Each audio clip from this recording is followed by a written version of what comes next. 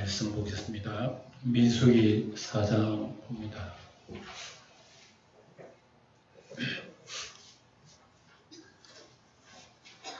민수기 4장 펴시기 바랍니다.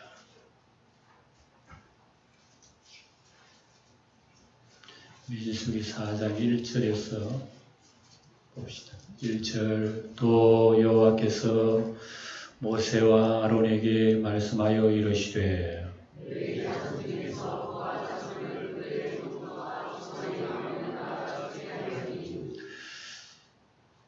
3절입니다. 3절 읽고 난 뒤에 46줄 건너뛰겠습니다. 곧 30세 이상으로 50세까지 회막의 일을 하기 위하여 그 역사에 참가할 만한 모든 자를 계수하라.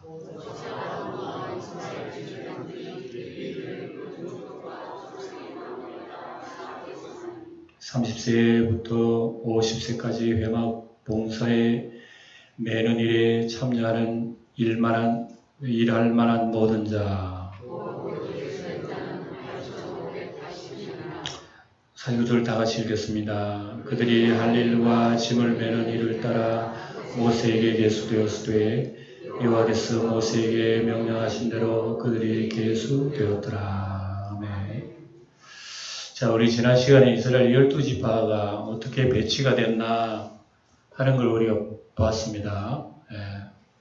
배치가 되고 또 레위 지파들이 또 어떻게 정착이 되어 가지고 무슨 일을 했나 하는 걸 우리가 살펴봤죠. 우리 지난 시간에 이스라엘 백성들이 그 정착하는 그 장면을 봤죠. 크게 말하면 위에서 보면 어떤 십자가 형태의 모습이 보인다 하는 걸 알 수 있습니다. 대략 한 200만 명 되는 그 많은 그 백성들이 광야에서 펼쳐서 정착하며 생활하는 게 얼마나 힘들겠어요. 그래서 하나님의 말씀 따라 질서 따라 그렇게 각각 맡은 분야의 일을 하는 그런 모습을 보게 되고, 오늘은 레위 자손들, 그러면 레위의 아들들이 3명이 있는데 이 3 아들의 자손들이 무슨 일을 맡아서 하는가 뭘 한번 살펴보겠습니다. 1절 또 여호와께서 모세와 아론에게 말씀하여 이르시되 레위 자손 중에서 고핫 자손을 그들의 종족과 조상의 가문에 따라 집계할지니. 고핫 자손은 레위의 아들들 중에서 둘째 아들이에요. 몇째 아들이요? 둘째 아들. 둘째 아들이 다 중요하지만 사실은 둘째 아들이 가장 중요한 그 성전 기물들을 담당을 했습니다. 그걸 보도록 합시다. 몇 세부터 일을 합니까? 곧 30세 이상으로 몇 세까지? 50세까지 회막 일을 하기 위하여 그 역사에 참가할 만한 모든 자를 계수하라. 숫자를 이제 인구조사 했죠. 그래서 우리가 지난 시간까지 봤습니다만 싸움에 나갈 자는 몇 살부터? 20세부터 시작 계수를 했어요. 근데 성막 봉사는 몇 세부터? 30세부터 하게 된다. 그래서 왜 나이가 30세냐 하면 20세는 힘과 패기가 있는 나이죠. 그런데 30세 정도 되면 이제 정신적, 신앙적 성숙이 우선이에요. 그래서 성전의 일은 힘이 세다고 하는 거예요. 전쟁은 힘이 세건데, 힘 세고 막 육체적으로 버틸 수 있으면 전쟁 잘해요. 그런데 하나님의 일은 힘 세가지고 안 돼요. 정신적, 신앙적으로 성숙해야 되는 거예요. 그래서 꼭 뭐 30세 됐다고 신앙이 성숙하다든지 뭐 정신이 성숙하다는 건 아니지만 그래도 그렇게 정하고 있다는 것을 보게 됩니다. 그 다음에 50세까지 제한해요. 그래서 인생에 30세부터 30세, 40살까지, 40살이고 49살까지 20년 동안 인생이 최고의 황금기예요. 이 황금기를 하나님 앞에 바치는 거란 말입니다. 그래서 4절에 보면 고핫 자손이 회막 안에 지성물을 대하여 할 일은 이러하니 무슨 일인가 봅시다. 그래서 둘째 아들 고핫 자손 직무부터 왜 알리느냐. 왜 맏아들부터 얘기해야지 왜 둘째 아들 직무부터 얘기하느냐. 제가 방금 얘기했죠. 고핫 자손이 가장 중요한 그 직무를 맡기 때문에 그래요. 그 중요한 직무라고 하는 것이 뭐냐. 성물을 다루는 직분입니다. 예. 성물을 다루는 똑같은 그 성전안에 그 기물을 다루더라도 하나님 앞에 직접 나아가서 그 사용하는 성전안의 기물들, 그게 가장 중요하단 말입니다. 그래서 고핫 자손부터 먼저 얘기하는 거예요. 고핫 자손이 귀해서라기보다도 하나님의 일이 귀하기 때문에 먼저 앞세운다는 걸 기억해야 돼요. 그래서 제사장 자손이 고핫 자손입니다. 레위의 아들 세 아들이 있지만 제사장 자손은 누구의 자손이라고? 내가 글을 써놨 자료입니다. 제사장 자손이 누구 자손? 고핫 자손이라고 합니다.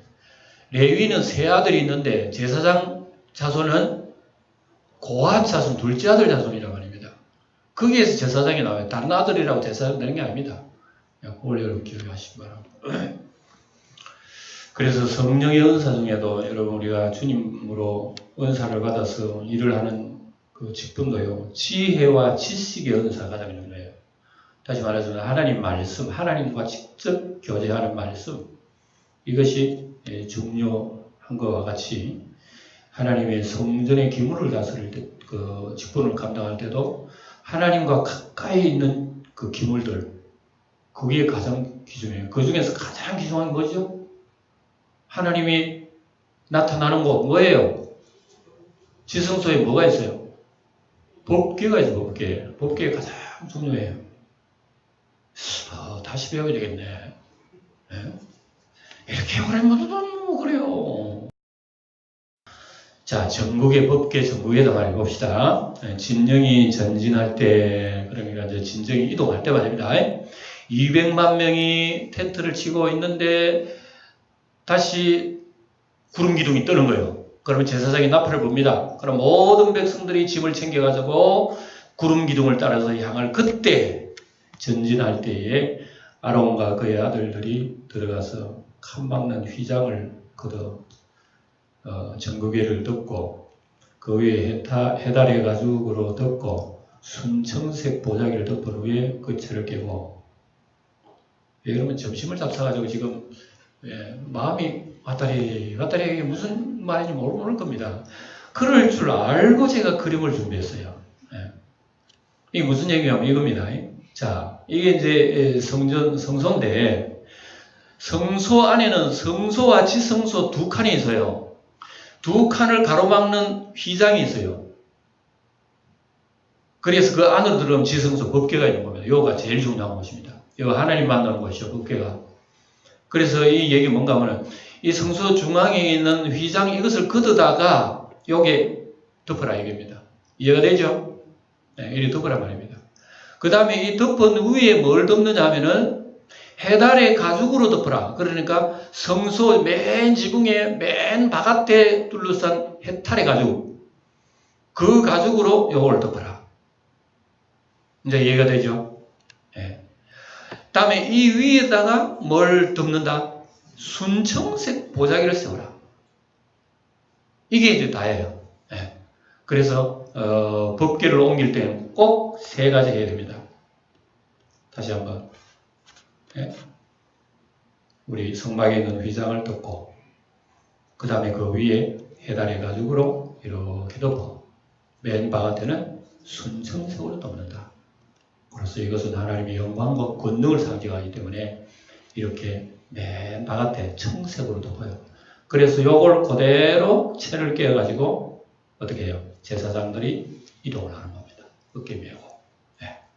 그래서 이것은 이제 다른 그 기명들은 다 소구루마에 태우다가 이게 전지를 하지만 이것만은 사람의 어깨에 메고 가야 되는 거예요. 네. 나중에 이제 사사기에 보면은 이걸 구루마에 태웠다고 큰일 났어요. 큰일 난 적이 한 번 있어. 그래, 이건 반드시 사람의 어깨에 메고 가야 된다는 걸. 그 다음에 진설상도 있어요. 이제 가장 중요한 이 내용들을 지금 고핫 자손이 어떻게 해야 되느냐. 진설병의 상에 청색 보자기를 이렇게 덮어요. 펴고 대접들과 숟가락들, 주발, 또 붓는 잔들 그 위에 두고 항상 진설하는 떡을 또 그 위에다가 이렇게 청색 보자기 펴다가 거기에 모든 기구들을 올리고 그 위에 남은 떡을 올리는 거예요. 그리고 두고 그 위에다가 어떻게 청색, 홍색 보자기를 그 위에 펴고 또 그것을 뭘로 덮는다? 해달의 가죽으로 이렇게 덮어요. 그러니까 전국에 덮는 거하고 약간 다르죠? 예. 이거 시험 치면 나옵니다. 예. 전국에와 진설상 덮는 법이 다 다릅니다. 예. 요래 가지고 채를 깨 가지고 제사장들이 이동을 합니다. 채를 깨고. 자, 등잔대가 또 나온 칸에 세 번째 등잔대 청색 보자기를 취하여 등잔대와 등잔들과 불집게들과 불똥 그릇들과 그 쓰는 바 모든 기름 그릇을 덮고 그랬죠. 그래서 맨 먼저 이 등잔대에 뭐를 덮는다? 청색 보자기를 이렇게 덮고 그 다음에 봅시다. 등잔대와 그 모든 기구를 해달의 가죽 덮개 안에 넣어 매는 틀 위에 두고 여기다가 해달의 가죽을 덮고 들끝에다가 그대로 옮긴다는 그 얘기입니다. 그 다음에 금제단이 있어요. 그러니까 성소 안에, 지성소 안에 있는 가장 귀중한 기명들을 지금 고하차손이 이거 다 이거 담당을 해요. 이렇게 덮고 옮기고 놓고 하는 다 금제단 위에 청색 보자기를 펴고 여기도 마찬가지로 청색을 펴고 그 위에 해달의 가죽을 덮고 또 채를 깨고 옮기죠. 다 사람의 손으로 어깨에 메고 간답니다. 그래서 12절 성소에서 봉사하는 데에 쓰는 모든 기구를 취하여 청색 보자기 다 덮어요. 성소 안에 하는 모든 것 그리고 싸서 해달의 가죽으로 바깥에 또 쌉니다. 이렇게 옮긴다 이게요. 제단 바깥에 나오면 뭐 있다고요? 성소 바깥에 나오면 짐승들을 태워다 드리는 그 제단 있죠. 제단 또 어떻게 옮기나 봅시다. 제단에 죄를 버리고 그 제단 위에 자색 보자기 무슨 보자기? 색깔이 다르죠 이게 그죠? 아까는 다 청색인데 이건 자색 보자기입니다. 보자기를 펴고 봉사하는 데에 쓰는 모든 기구를 거기다 다 올리고 둘러옮기는 그릇들과 고기 갈고리들과 부삽들과 대야들과 제단의 모든 기구를 두고 그 위에다가 뭘 덮는다? 해달의 가죽을 덮고 그 위에 덮고 그 채를 끼워서 이것을 제사장을 메고 가야 되는 거예요. 그 진영을 떠날 때에 아론과 그의 아들들이 성소와 기구 덮는 일들을 마치거든 고하차손들이 와서 밀 것이라. 그러나 성물은 만지지 말라. 이게 굉장히 중요합니다.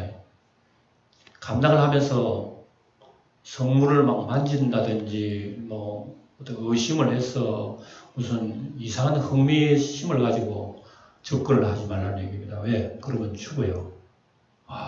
정말 이거 직분을 맡아도 하나님 법대로 바로 해야지. 내가 직분양대 하고 그걸 마음대로 했다가는 뭐 천을 거꾸로 했다든지 그걸로 이상한 뒤집었다든지 무슨 뭐 신비해서 이렇구나 만졌다든지 해서 큰일 나는 거예요. 그대로 덮으라는 겁니다. 그대로 덮고 그대로 제사장들 죽을 지겨워요. 그리 제사장도 어려운 거예요. 이러다가 죽은 사람도 있잖아요. 누구의 아들? 아론이 두 아들 죽었어요. 이름 뭡니까? 나답과 아비후. 죽었어요. 그러니까 얼마나 지금 제사장의 일들이 힘들은지 몰라요. 그럴 것이고. 자, 모든 기밀을 덮는 이유가 뭘까? 첫째로, 자연재해로부터 상식적입니다. 보호. 이 하나님이 기물들을 메고 가는데 그게 갑자기 뭐 소나기가 오든 비가 왔다든지 무슨 우박이 왔다든지 우박이 올 리는 없겠지만 이런 것으로 인해서 하나님의 기명들이 상처 입으면 안 된다니까요. 그런 것에 대해서 철저하게 하나님께서 댓글도 하나 묻지 말도록 자연재해로부터 거룩성을 보존하게 해요. 하늘에 비가 떨어지면 여러분 먼지가 묻잖아요. 바람 불고 막 여러분 공기에 막 모래바람 불고 이러면 보세요. 그 기능도 더러워지는 거야. 그에 대해서 철저하게 하나님께서 이런 것으로 얘기하는 거예요. 그리고 죄 있는 사람이 타치하면 그거 죽어요. 죄 있는 사람 타치하지 않기 위해서 하나님 철저하게 보호를 하시는 거예요. 이것은 하나님의 속성이 들어있는 거죠. 하나님의 그 성품, 그게 이 기명 속에 다 우리에게 말씀해 주시는 거예요. 색깔 속에서도 다 있어요. 이건 신약적인 의미는 무슨 의미일까? 무슨 의미일까요? 예수님이 오신 이유를 우리에게 얘기해 주신 거예요. 그래서 예수님은 뭐 때문에 우리에게 오셨는가? 죄와 마귀로부터 보호하기 위해서. 예수님은 즉 다시 말해서 법계예요, 법계. 예수님 자신이 하나님이 전국이라. 예수님이 곧 말씀이라. 말씀이 육신이 되어가지고 우리 가운데 오신 그분이 구약의 법계예요, 법계. 예수님이 법계예요. 그래서 예수님은 이 땅에 뭐 하러 오셨느냐? 죄와 마귀로부터 우리를 보호하기 위해서 오신 거예요.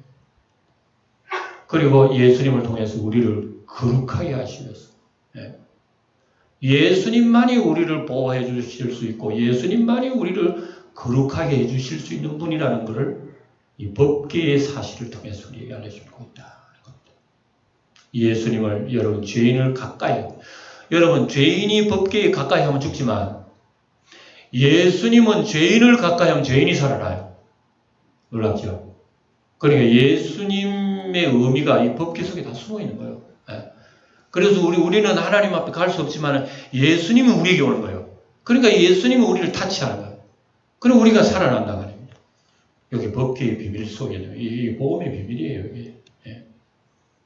예수님 속에는 하나님의 속성을 완전히 계십니다. 예수님은 곧 하나님의 모든 완전한 것이 예수님 속에 다 있는 거예요.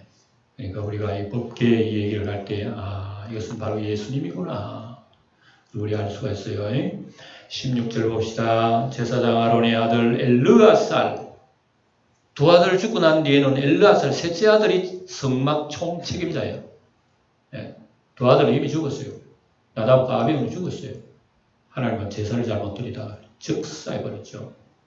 그러니까 셋째 아들이 책임을 져야 되는 거예요. 셋째 아들 엘르아살이 맡은 것은 등유와 태우는 향과 항상 드리는 소제물, 관유, 또 성막 전체 성소 모든 기구 누가 하는가? 엘르아살이 하나님의 성소 안에 것을 자기가 책임져야 돼요.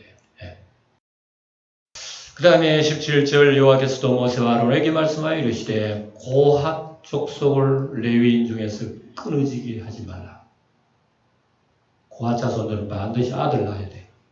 그래 제사장을 이어간다 말이야. 그들의 생명을 보존하고 죽지 않게 하려.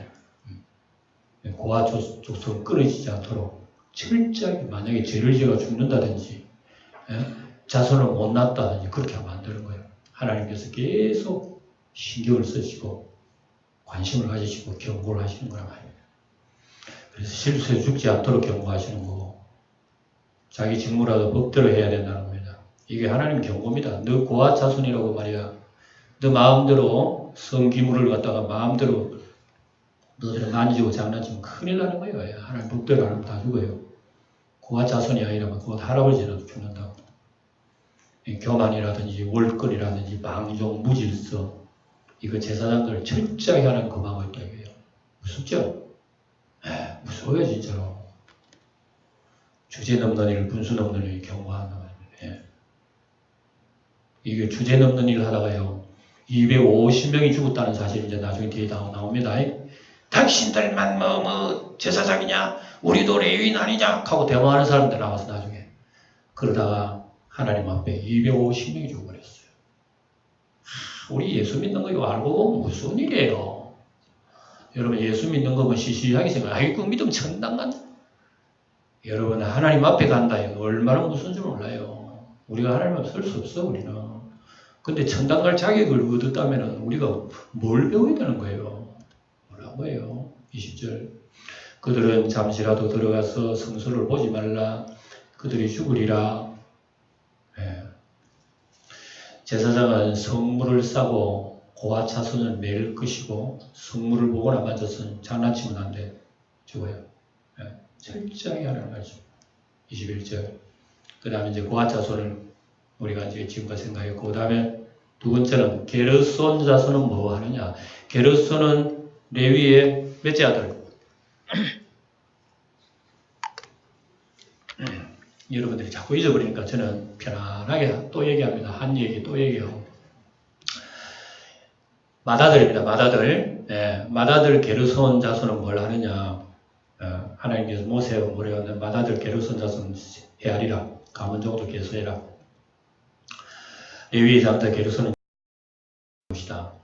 이 자손들도 30세 이상 50세까지 해방에서 복무하고 봉사할 모든 자를 계수하라. 게르손족 속에 할 일과 맬 것은 이러하니 곧 그들이 성막의 뭐 휘장, 회막, 덮개, 해달해가지고 덮개와 모든 휘장 문을 떼며, 그러니까 게르손이 자손들이 하는 일이 뻔하지만 모든 휘장들, 회막, 천 이런 거를 담당하는 거예요. 뜰의 휘장, 성막, 또 뜰 휘장 문과 그 줄들, 그것에 사용하는 모든 기구를 매며 이 모든 것을 맡아 처리해라. 그림 보면 여기 나오죠. 성막 덮개, 또 뜰 휘장, 또 줄 맬 것, 성소 안에 휘장, 휘문장, 이거 누가 하느냐? 맏아들 족 소개합니다. 맏아들, 게르손 지파 다 해요. 그래서 움직이거나 정착할 때 다 이렇게 맏아들이 이런 절에 관한 일들은 이런 것은 이제 뒤에 나옵니다만 사람 어깨 안 메고 고아 자손들에게 맡은 분야만 어깨에 메요. 다른 분야는 속으로만 싣고 갑니다. 뒤에 나옵니다. 게르손 자손은 그들의 모든 일 곧 매일 것과 처리할 것을 아론과 그의 아들들의 명령대로 할 것이니 너희는 그들의 매일 짐을 그들에게 맡길 것이니라. 게르손 자손의 종족들의 회막에서 할 일은 이러하며 그들의 직무는 제사장 아론의 아들 이다말이 감독할지나. 누가 감독한다고? 고아 자손은 그럼 누가 감독했다 그랬어? 아까 전에 잊어버렸지. 엘르, 셋째 아들이 엘르 아살입니다. 넷째 아들이 누구예요? 이다말입니다.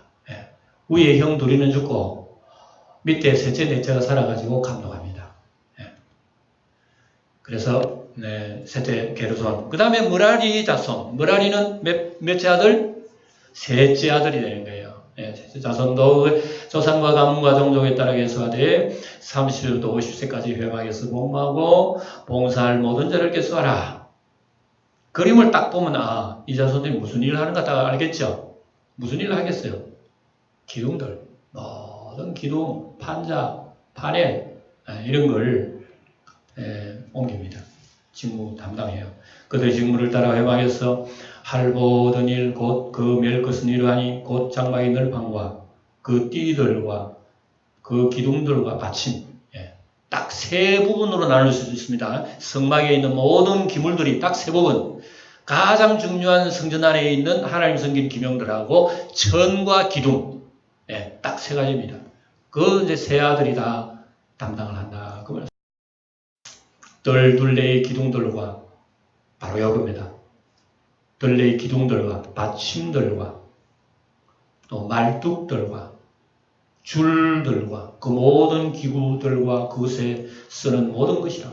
너희는 그들이 맡아 맬 모든 기구의 품목을 지정하라 하면서 모든 기둥들은 셋째 아들이 담당합니다.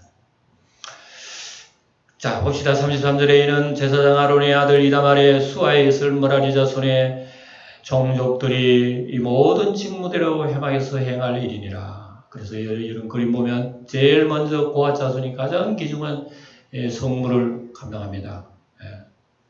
그 다음에 게르손 자손 모든 회막, 천, 므라리는 기둥, 떨, 핀, 줄 이런 걸 봅시다. 봅시다.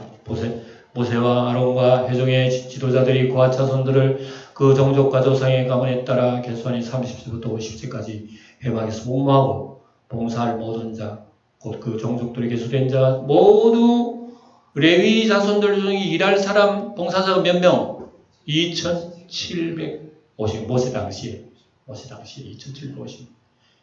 이 사람들이 다 일을 합니다. 자, 도표를 한번 봅시다. 도표 종합적으로 보면 이래요. 제일 중요한 이 고핫은 둘째 아들이 사실은 이 고핫은 1개월 이상 계수했는데 인구가 남자가 8,600명 나오는데 30세 이상 성막을 봉사할 사람들을 헤아려 보니까 몇 명 나오냐면 2,750명 나왔어요. 이 사람들이 교대 근무를 하는 거예요. 교대 근무 계속 해요. 그 다음에 임무는 금방 다 받고요. 어깨로 메고 간다 하는 거고, 그 다음에 게르손 자손은 인구조사니까 모두 7,500에서 성전에 일할 사람은 2,630명이 나왔습니다. 이 사람들 이 모든 운반은 수레에다가 합니다. 고아 자손은 어깨에 메고 가지만 이 모든 것은 수레에다가 싣고 갑니다. 그 다음에 셋째 아들 머라리는 1개월 이상 헤아려 보니까 남자가 6,200명, 성소에 봉사할 사람이 3,200명으로 계산이 됐어요. 이 사람들은 늘 반기둥들을 감당하는 사람들이다 하는 걸 우리가 46절을 봅시다. 모세와 아론과 이스라엘 지휘관들이 레위인을 그 종족과 조상의 가문에 따라 다 계수했습니다.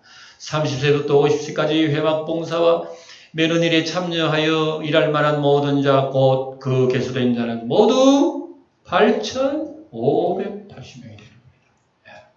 그들이 할 일과 짐을 매는 일을 따라 모세에게 계수되었을 때 여호와께서 모세에게 명령하신 대로 그들이 계수되었더라. 그래서 레위인은 군대 안 갑니다. 그 대신 이런 숫자대로 이런 나이대로 일평생 하나님을 섬기는 일에 성소 일을 해야 되는 거예요. 자, 이제 우리가 정리를 해서 마치도록 합시다. 이거 아주 골치 아픈 게 있다는 이건 재미도 없어요. 재미없는 건 좀 빨리 마쳐야 되겠어요. 레위 자손의 두 가지 임무를 오늘 우리 살펴봤습니다. 레위 자손은 뭐 하는 거냐? 첫째로, 레위 자손은 성소 안에서 제사장 일을 돕습니다. 지난 시간에는 우리는 제사장 일을 봤습니다. 제사장은 무슨 일을 하는 거 봤습니다. 오늘은 순전히 레위인들이 무슨 일을 하느냐 그거 봅니다. 그리고 레위인들은 제사장을 돕는 일을 합니다. 재물 수납이라든지 번제용 뗄감이라든지 불을 핀다든지 뭐 성막 안팎 소재와 관리 누가 합니까? 레위인들이에요. 안에 직접적으로 하나님을 섬기는 제사일은 누가 합니까? 제사장이에요. 제사장 중에서 하나님 앞에 직접 나가는 사람이 있는데 누구? 대제사장이에요. 대제사장. 그러니까 레위 하나님을 섬기는 지파는 크게 나누면 세 분야입니다. 대제사장, 그 다음에 대제사장을 돕는 제사장이 있고 그 다음에 제사장을 돕는 레위인들이 있다 하는 것을 우리가 오늘까지 보겠습니다. 그 다음에 성소 바깥에서는 운반하는 일을 합니다. 그리고 레위인들은 뭐 합니까? 성전 안에서는 제사장 일을 돕고 성전 바깥에서는 운반하는 일을 해요. 예를 들어서 이걸 옮길 때는 제사장들이 다 레위인들이 옮깁니다. 옮겨서 할 수 있도록 그렇게 하는 겁니다. 그래서 규례와 법대로 운반하고 행동해야지 마음대로 그렇게 남용하고 오용하고 하면 큰일 납니다. 제사장들이 먼저 죽는 거 보세요. 구약에 참 안 태어나기를 청한다니네. 자, 우리가 신약적으로 보면 성도는 교회 안에서는 우리가 모여서는 우리 하나님을 섬기고요. 우리 성도들은 바깥에 나가서는 또 뭐 해요? 뭐 할까요? 우리도 역시 성소의 기물들을 운반을 해야 되는 거예요. 이게 무슨 뜻일까요? 복음을 운반해야 된다 그 얘기입니다. 교회 밖에서는 우리 성도들은 복음을 운반해야 돼요. 교회 안에서는 하나님을 섬겨야 되고 교회 바깥에서는 복음을 운반해야 되는 거예요. 그러니까 여러분 레위기 속에 있는 모든 내용들의 의미가 신약 성경 예수님 안에 다 있는 거예요. 그러니까 우리가 레위기를 보면서 예수님을 더 확실히 배우는 거예요. 그래서 오늘 우리는 이걸 통해서 우리 하나님 앞에 영광 돌리고, 그래서 우리 성도들은 영적인 레위 자손이라고 말했죠. 우리 성도들은 영적인 제사장입니다. 예. 어떤 사람 목사만 제사장인 줄 알아. 목사는 교회는 목사님 제사장이에요. 목사가 제사장이 아니에요. 여러분들 제사장이, 여러분들이 제사장이라고 해요. 예. 왕 같은 제사장이기 때문에 여러분들이 직접 하나님 앞에 나아갈 수 있고 우리가 주님의 의무를 우리가 할 수가 있는 거예요. 이러한 우리 레위인으로서 제사장으로서의 우리 주님을 늘 가까이 하며 섬기는, 옛날에 성소를 섬기던 사람이 나이 제한이 되어 있어요. 30세부터 50세까지. 그러나 하나님을 섬기는 영적 제사장은 나이 제한 없는 거예요. 주님이 부르시는 날이 나이 제한이에요. 우리가 죽는 날까지 내 평생 소원이 높은 주 위에 살다가 이 세상 이별을 하는 날 주 앞에 서리라. 그런 믿음 가지고 다 같이 우리 기도하고 마칩시다. 우리를 하나님 자녀로 삼으시고 하나님을 섬기며 하나님의 나라를 위해서 봉사하는 일꾼으로 불러주신 하나님 아버지께 무한 감사와 찬송을 드립니다. 교회 안에서는 형제를 섬기고 교회 바깥에서는 복음을 전하는 사명을 잘 감당하도록 은혜 베풀어 주시옵소서. 내 뜻과 내 사정을 앞세워 주님의 일을 소홀히 하지 않게 하시고 충성을 하되 분수에 넘지 않게 하시며 열심으로 하되 하나님 말씀을 바로 알고 행하게 하옵소서. 우리 주 예수님 이름으로 기도드리옵나이다. 아멘.